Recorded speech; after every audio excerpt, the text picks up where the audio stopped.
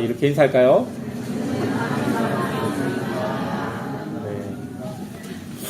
네. 하나님이 주신 새날이 밝았습니다. 우리는 어제도 살아 있었고 오늘도 살아 있습니다. 해는 늘 뜨고 또 하루는 늘 지나갑니다. 겉으로 보기에는 똑같은 날들이 반복되는 것처럼 보입니다. 그런데 여러분, 하나님이 우리에게 새날을 주신다는 것은 단순히 달력이 넘어갔다라는 뜻이 아닙니다. 하나님이 오늘도 우리에게 새로운 기회를 주셨다라는 뜻일 것입니다. 여러분, 어떤 기회일까요? 하나님과 더 가까워질 수 있는 기회, 예수님과 더 닮아갈 수 있는 기회, 성령과 동행할 수 있는 기회, 그리고 내 삶에서 늘 넘어지던 죄의 자리에서 이제는 넘어지지 않고 승리할 수 있도록 하나님께서 우리에게 새로운 날과 동시에 새로운 기회를 주신 것이죠. 우리는 새해가 되면 올해는 다르게 살아야지라는 결심을 하게 됩니다. 그런데 이런 결심들은 1월을 넘기지 못할 때가 많이 있을 겁니다. 왜냐하면 결심이 우리를 바꾸는 것이 아니라 하나님의 통치가 우리를 바꾸기 때문입니다. 진짜 변화는요, 내 의지가 강해져서가 아니라 하나님의 다스림이 내 삶 깊숙이 들어올 때 변화가 일어나는 것이죠. 그래서 2026년 무성연합교회는 지금 이곳에서 하나님의 나라를 살다라는 표어를 가지고 함께 교회로 살아갈 것입니다. 여러분, 이 표어는 그냥 예쁜 문장이 아니라 하나님께서 2026년도를 우리가 어떻게 살아야 할지 우리 교회에게 주신 방향입니다. 지금 이곳에서라는 것은 어디일까요? 바로 우리가 부르심받은 이곳 중국 우시일 것입니다. 그리고 살다는 무엇이겠습니까? 내가 아는 것과 내가 믿는 것이 하나가 되어 삶으로 나타나는 현장입니다. 그리고 그 핵심에 무엇이 있습니까? 하나님의 나라가 있는 것이죠. 하나님의 나라는요, 예수님이 오셔서 우리에게 주신 가장 소중한 선물입니다. 예수님은 우리를 구원하셔서 하나님의 나라로 이끌어 가십니다. 여러분, 이 나라의 핵심은요, 하나님의 다스림, 곧 하나님의 통치입니다.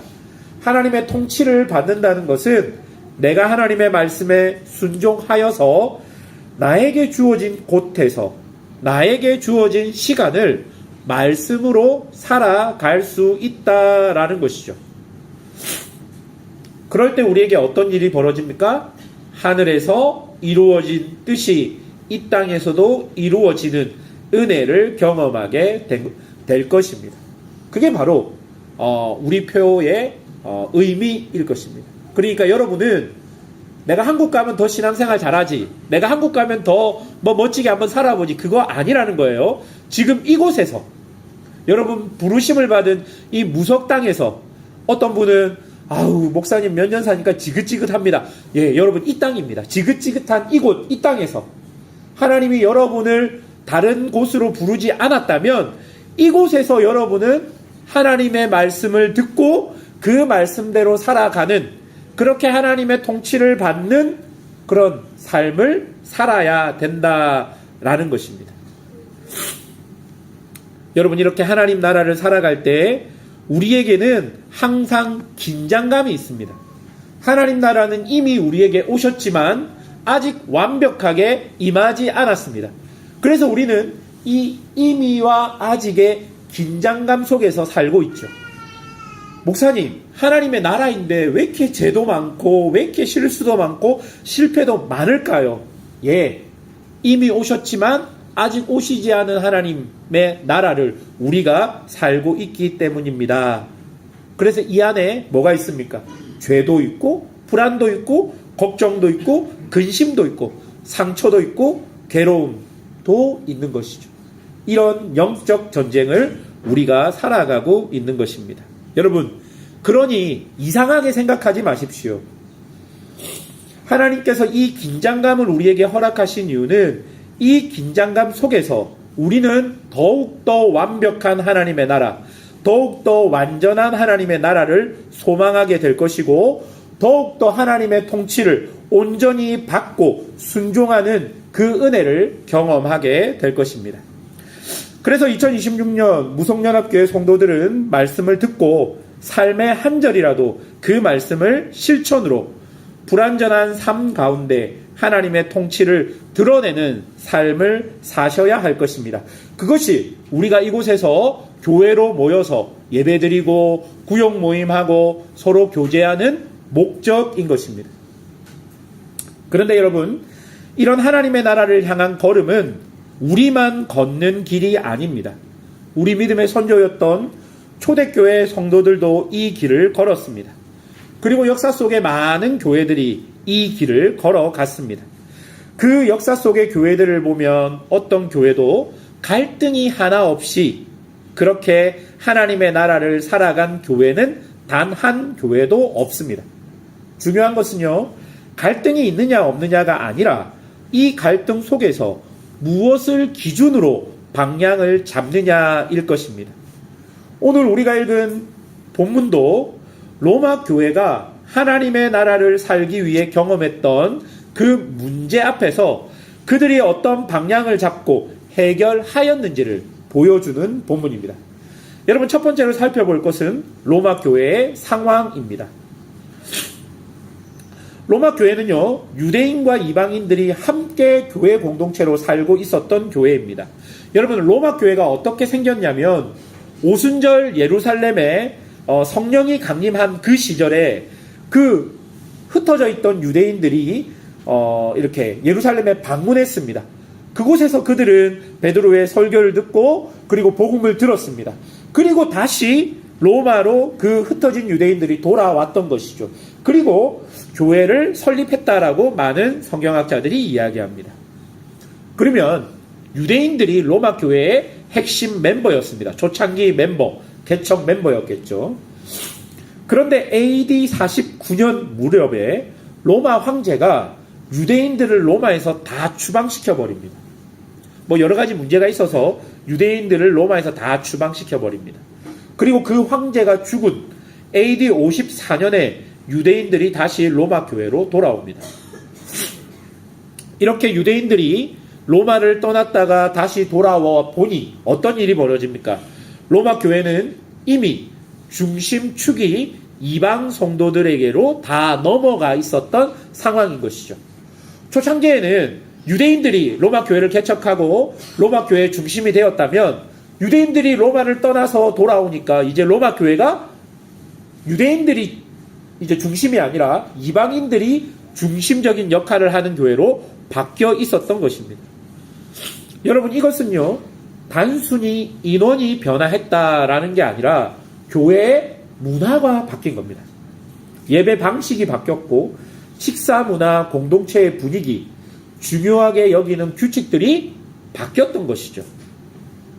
그런데 그 변화의 충돌이 가장 크게 나타났던 곳이 어디냐면 놀랍게도 식탁입니다. 로마서 14장과 15장을 읽어보면 계속해서 먹는 문제, 마시는 문제, 나를 지키는 문제, 서로를 판단하는 문제들이 나오게 되는 것이죠. 왜냐하면 초대교회에서 식탁은요, 단순히 식사가 아니라 교제와 공동체의 중심이었기 때문입니다.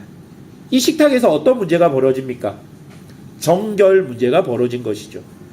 여러분, 유대인들이 중심일 때는 그 교회의 식탁에 올라가는 음식들이 유대인의 규칙에 따라서 행했기 때문에 아무 문제가 없었습니다. 그런데 이방인들이 중심이 되어서는 이제 유대인 성도들이 돌아와서 보니까 유대인의 양심상으로는 먹지 못하는 음식들이 교회 식탁 위에 올라와 있게 된 것이죠. 예를 들면 어떤 겁니까? 고기. 예를 들면 포도주. 오늘 이 말씀으로 우리 유치부 애들하고 설교를 함께 나누는데요. 그래서 제가 상황을 설명해 줬어요. 그래서 얘들아 어떤 게 옳으니? 그러니까 하나애가 목사님 고기 먹는 게 옳은 거예요. 이렇게 얘기했어요. 고기 때문에. 예. 여러분, 왜 유대인들이 고기와 포도주 먹는 것을 꺼려 했을까요? 당시에 시장에서 파는 고기는 거의 대부분이 우상 제사, 그러니까 신전에서 드려지는 우상에게 드려진 고기였을 가능성이 굉장히 높았습니다. 그리고 도축 과정에서 피의 문제나 섞임의 문제 등으로 정결을 확신하기 어려운 상황이었던 것이죠. 여러분, 요즘에도 이런 문화가 있죠. 어딥니까? 이슬람을 믿는 사람들이 그냥 도축한 소를 먹지 않고 무슨 인증을 받아야 됩니까? 할랄이라는 것을 인정받아야지 먹잖아요. 그러니까 그 고대 시대의 문화가 지금도 이슬람들은 지키고 있죠. 그런 문제였던 것입니다. 그래서 유대 배경에 있었던 성도들은 양심상 차라리 안 먹는 게 안전하다라고 선택했던 것이죠. 포도주도 마찬가지입니다. 많은 포도주들이 신전에서 우상에게 먼저 바쳐지고 사용되기도 하니까 그런 꺼리낌이 있었던 것이죠. 여러분, 이런 상황에서 이방 성도들은 어떻게 생각했을까요? 아마 이렇게 생각했을 겁니다. 아니, 예수님이 오셨는데 아직도 저런 정결 문제를 따지고 있나? 이미 예수님 안에서 우리에게 자유가 주어졌는데 왜 저 고기 하나 먹는 거, 그 포도주 한 잔 마시는 거, 그거 뭐라고 그렇게 따지고 있냐라고 이방 성도들은 생각했을 것이고, 반대로 유대 성도들은 어떻게 생각했을 것 같습니까? 아니, 예수님을 믿는다면서 어떻게 저렇게 우상 문화와 연결된 것을 저렇게 아무렇지 않게 저렇게 먹을 수 있냐? 저건 너무 가벼운 거 아니냐? 여러분, 이방인이 맞습니까? 유대인이 맞습니까? 여러분, 무엇이 맞습니까? 여러분, 우리 교회에 이런 문제가 발생했다. 우리 교회는 어떻게 결정을 내릴 것 같습니까? 어떻게 결정을 내릴 것 같아요? 네. 첫째 주, 둘째 주는 고기를 먹고, 셋째 주, 넷째 주는 고기를 먹지 말지어다. 네. 잘 모르겠어요. 어떻게 결정을 내리는지. 그런데 여러분, 이것은 단순히 고기 문제가 아니라는 것은 우리가 알 수 있습니다. 이것은요, 서로를 바라보는 마음이 달라진 것입니다. 어떤 사람은요, 상대를 보면서 저 사람은 믿음이 약하다. 그 고기 하나 먹는 것 때문에 네가 부정해진다고 생각하는 거에 너 믿음이 약한 거야. 이렇게 보는 것이고, 어떤 사람은 상대를 저 사람은 경건이 없다. 믿음 때문에 그 고기 하나 포기하지 못하냐? 그렇게 생각했던 것이죠. 이런 상황에서 유대인 편을 들 수도 없고 이방인 편도 들 수도 없습니다. 많은 교회가 이런 비슷한 문제로 실패합니다. 한쪽 편을 들어서 반대편을 눌러버립니다. 그러면 겉으로는 정리가 된 것 같지만 속은 찢어지는 것이죠. 공동체는 조용해지는 것이 아니라 식어버리게 되는 것이죠. 이런 배경에서 바울은 어떤 길을 제시할까요? 그 답이 오늘 본문에 나와 있습니다. 여러분, 16절입니다. 16절을 다 같이 함께 읽어보겠습니다. 시작! 여러분, 여기서 선한 것은 무엇이냐면요, 문맥상 보면 먹을 자유입니다. 더 정확하게 이야기해서 예수님 안에서 깨끗함을 확신하고 누리는 자유입니다. 여러분, 예수님은 마가복음 7장에서도 밖에서 들어가는 것이 사람을 더럽게 하지 못한다라고 말씀하셨습니다. 즉, 음식 자체가 사람을 본질적으로 더럽히지 못한다라는 것이죠. 그러니 복음 안에 뭐가 있습니까? 자유가 있는 것입니다. 바울도 14절에서 그 자체로 부정한 것이 없다라는 방향을 분명하게 말합니다. 그런데 여러분, 16절에서 바울이 문제 삼는 건 뭡니까? 그 음식을 먹을 자유 자체가 아니라는 거예요. 그 자유를 사용하는 방식입니다. 그런 음식을 먹을 자유가 선한 것인데 그 선한 자유를 사랑 없이 사용하면 그 선한 것이 사람들 입에서 악한 것으로 말해진다라는 것입니다. 여러분, 이것이 얼마나 현실적인 문제이냐면요, 어떤 사람이 나는 자유하다 말하는데 그 자유 때문에 교회가 찢어집니다. 서로 상처 줍니다. 사람들이 뭐라고 합니까? 저게 자유냐? 저게 사랑이냐? 저게 복음이냐? 그렇게 그 선한 자유가 뭐 받게 된다고요? 비방받게 된다라는 것입니다. 여러분, 예전에는 교회 안에서 술, 담배 문제는 아주 엄격하게 다루어졌습니다. 그런데 요즘은 문화와 인식이 달라져서 어떤 분들은 이 정도는 개인의 선택의 문제라고 말하기도 합니다. 그런데 여러분, 중요한 게 무엇입니까? 단순히 해야 되냐 말아야 되냐가 아니라는 거예요. 공동체 안에서 내 선택이 어떤 영향을 주는가가 중요합니다. 만약 어떤 분이 나는 자유가 있으니까 하면서 주일날 아침에 약주를 한 잔 드시고 냄새를 풍기며 교회를 온다라고 생각해 보십시오. 그러면 그 자유 때문에 어떤 사람은 시험에 들게 될 것입니다. 또 어떤 사람은 낙심하게 될 것입니다. 내가 가진 자유가 그렇게 남용된다면 그 자유 자체는 선한 자유가 아니라 비방받는 자유가 될 것이라고 바울은 이야기합니다. 그래서 바울은 더 중요한 것이 무엇인지를 우리에게 이야기하는데요. 그것이 17절입니다. 다 같이 읽어보겠습니다. 시작.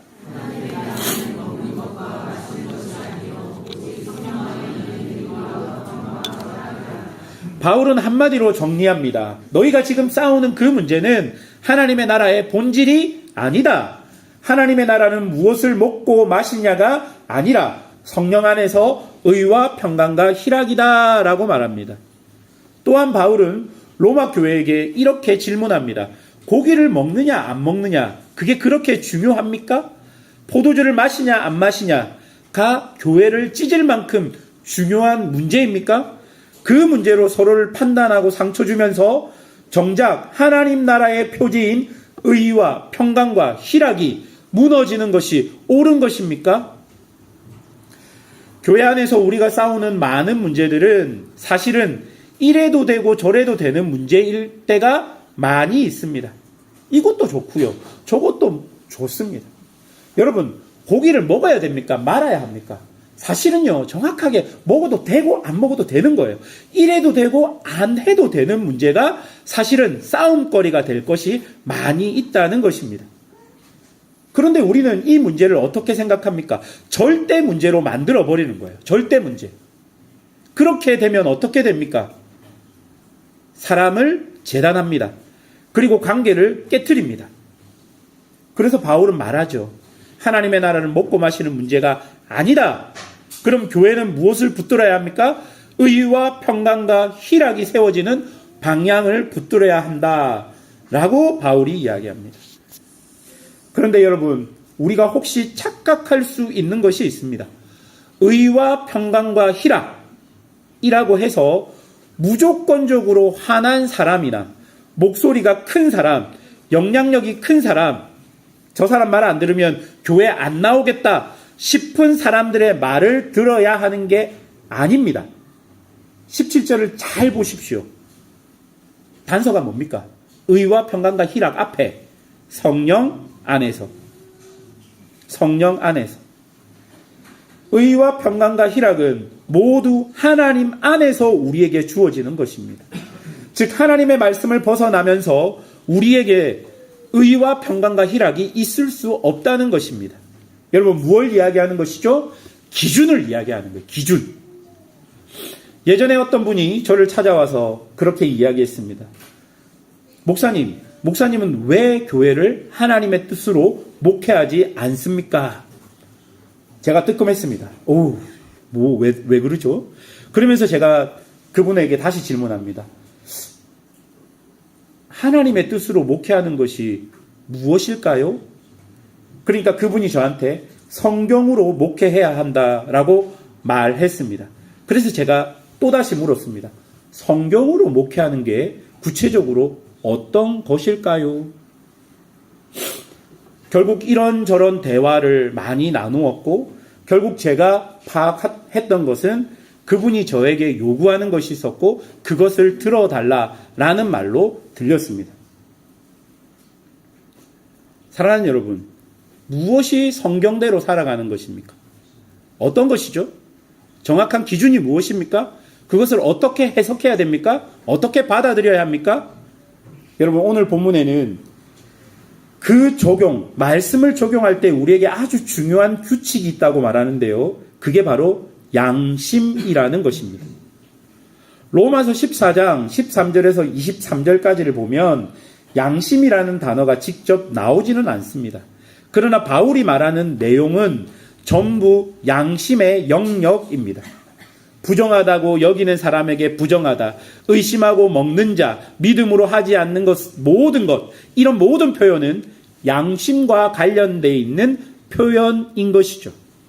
여러분, 이 양심이라는 것은 신앙적으로 아주 중요한 것입니다.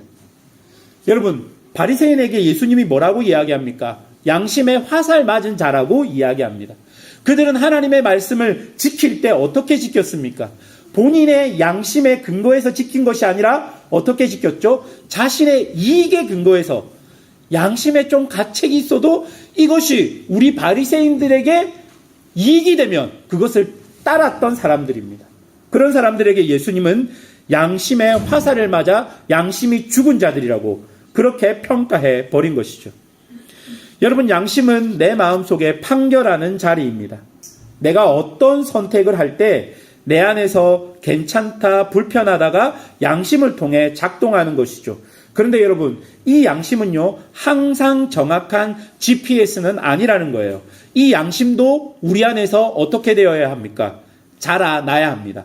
훈련되어야 하는 것이죠. 어떤 사람은 말씀을 모르고 자라서 죄를 죄로 못 느낄 수도 있습니다. 또 어떤 사람은 과도하게 두려움으로 훈련되어서 자유까지 죄로 느낄 수 있는 것이죠. 그래서 양심은요, 자라나야 합니다. 말씀으로 성장해야 하는 것이죠.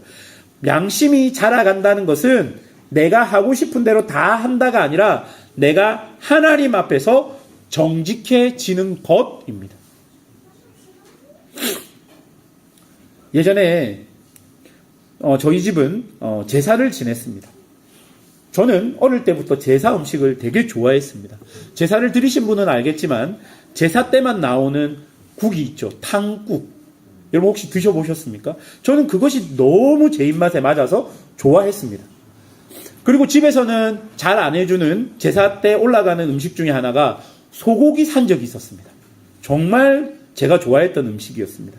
그런데 교회에서 중학교 때 성경 공부를 하면서 제사 음식은 귀신이 한번 먹는 음식이라서 영양소를 다 뺏어간대요. 그래서 먹으면 안 된대요. 제가 그 말을 듣고 너무 충격에 받은 거예요. 내가 이렇게 맛있게 먹은 게 귀신이 영양소를 뺏어. 그때 그 선생님 뭐 때문에 그런 얘기를 하셨는지 모르겠지만, 그래서 저는 그것이 진리인 줄 알았던 것이죠. 그래서 그날부터 저는 제사 음식을 먹지 않았습니다. 예, 저희 할머니가 좀 먹어라 해도 할머니 안 돼요, 먹으면 안 됩니다 하고 안 먹었어요. 그런데 여러분, 제가 자라가면서 신학을 공부하면서 그런 것이 별로 문제가 안 되는 것을 알게 되었고 배우게 되었습니다. 그래서 그때는 이렇게 우리 신학을 함께 공부했던 전도사님들하고 산에 가서 비빔밥도 잘 먹었습니다. 절에 가서. 여러분, 비빔밥 혹시 안 드시는 분 계십니까? 예, 저는 먹었습니다. 예. 여러분, 저는 어렸을 때는 먹으면 안 된다고 배웠습니다. 그때는 양심상 안 먹는 것이 믿음의 순종이었습니다.